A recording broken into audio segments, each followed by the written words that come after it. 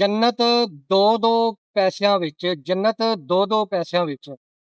अस्सलामु अलैकुम दोस्तों, सज्जनों, बेलियो। मैं तुहाडा वीर, तुहाडा भरा अमानत अली ते अज दी कहानी है जन्नत दो दो पैसिਆਂ ਵਿੱਚ। ਤੇ आओ कहानी शुरू करने आ। बहलोल दाना मिट्टी ਦੇ छोटे छोटे घर बना ਰਿਹਾ ਸੀ। बादशाह हारून रशीद ਕੋਲੋਂ ਲੰਘਿਆ। बहलोल दाना ਨੂੰ ਪੁੱਛਦਾ ਕਿ बहलोल ਕੀ ਬਣਾ ਰਿਹਾ ਹੈ। ਉਹ ਕਹਿੰਦਾ ਕਿ ਮੈਂ जन्नत ਬਣਾ ਰਿਹਾ। ਤੇ ਕਿੰਨੇ ਪੈਸੇ ਦਾ ਦੇ ਰਿਹਾ ਹੈ? ਉਹ 2 ਪੈਸਿਆਂ ਦਾ ਇੱਕ। ਤੇ ਹਾरून ਰਸ਼ੀਦ ਤੰਜ਼ ਕਰਦਾ ਹੋਇਆ ਅਗਾਂਹ ਲੰਘ ਗਿਆ ਕਿ ਮਿੱਟੀ ਦੇ ਘਰ 2-2 ਪੈਸਿਆਂ ਦੇ ਵੇਚ ਰਿਹਾ ਹੈ।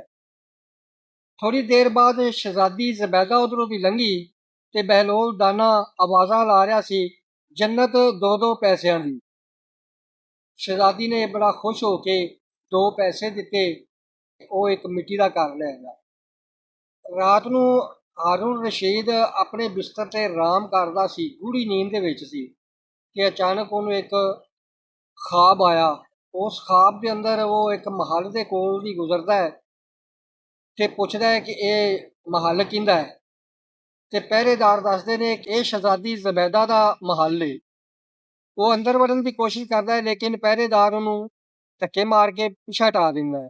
अचानक उसकी अख खुल जाती है।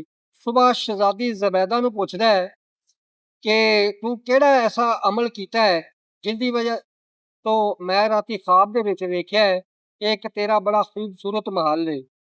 ते शहजादी मुस्कुरा के कहंदी कि मैं बहलोल दाना तो वो जन्नत लई है। वो छेती जे उठ के आंदा कि मैं भी बहलोल दाना कोल जाना ते जन्नत लैके आना।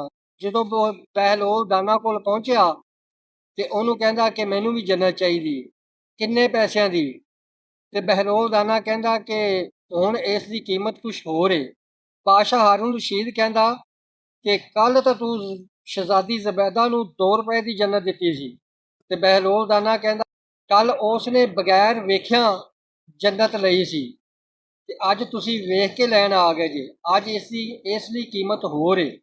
नबी करीम सल्लल्लाहु अलैहि वसल्लम अपने सहाबा नूं कहंदे कि मैं आपदे भरावां नूं मिलना चाहदा हां।